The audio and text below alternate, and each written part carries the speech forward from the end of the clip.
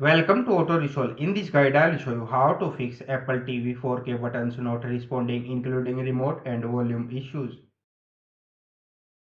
Fix 1. Check remote battery. Step 1.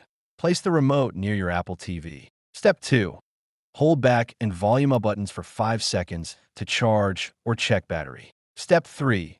Replace battery if it's low. Siri remote has built-in rechargeable battery. Fix 2. Restart Apple TV. Step 1. Go to Settings, System, Restart. Step 2. Wait for Apple TV to reboot. Step 3. Test buttons again. Fix 3.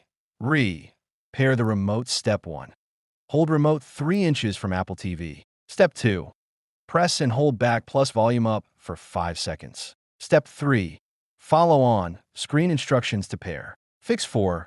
Reset remote settings. Step 1. Go to Settings, Remotes and Devices, Remote. Step 2. Choose Unpair Remote. Step 3.